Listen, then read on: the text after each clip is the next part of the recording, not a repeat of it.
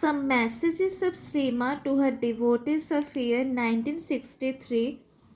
The first message is of 6 June of Srima to her devotees of year 1963, that is, meanwhile, in spite of all adverse circumstances, try to get back into this detached condition in which the material things lost their hard reality.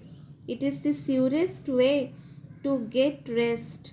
This message is of 6 June of year 1963.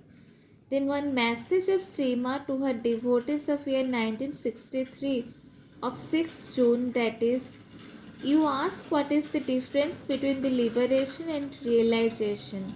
The realization of the soul is achieved when the whole being, including the physical consciousness and the ego, has got under the control of the soul through the psychic being, when all the activities of the being, including the physical, are governed exclusively by the soul in peace and quietness. This is the first step towards the transformation, which is the division of the integral being, and may come only after ages. You say also that the realization and the ego cannot go together. This is the quite true and form.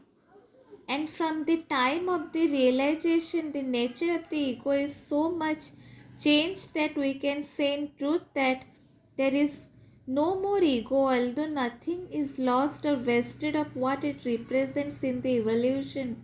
But all this needs a very patient endeavor.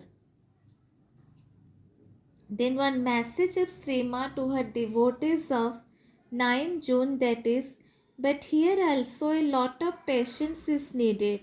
This is only for the outside life.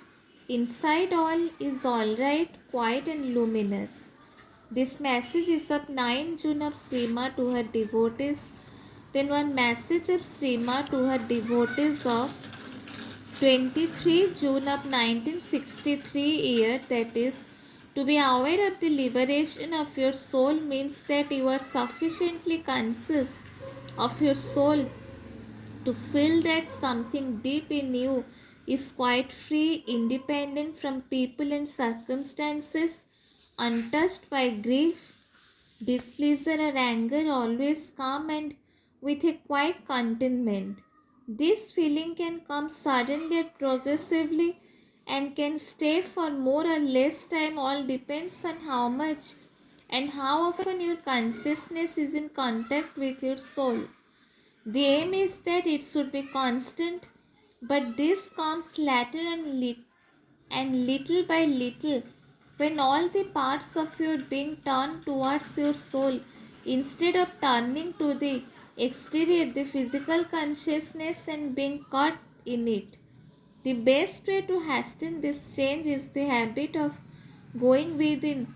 For going within, you must sit comfortably or lie down, gather and bring back all the threads of your consciousness which are tied up to all the people and the things around you, all that you think of, all that you want to do, etc. etc. Once this is done, you focus all your attention inside yourself, deep inside your chest, and you concentrate there until you reach a state of peace and immobility. You may not succeed from the first time, but you will try again and again until you succeed. In the state of quiet and silent immobility, you will be in contact with your soul, unite with it, and feel free. Naturally, with the practice of all that becomes more and more easy and spontaneous. This message is of 23 June of year 1963 of Srima to her devotees. Then one message of Sri Aurobindo of 28 June to her devotees of year 1963, that is, sending you a quotation which is quite appropriate.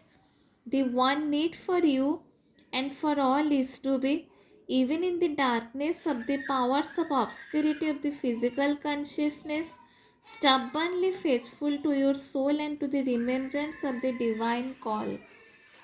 Then one message of Srima to her devotees of year 1963 of 28th June, that is, keep a quiet confidence and all will be alright. Thank you.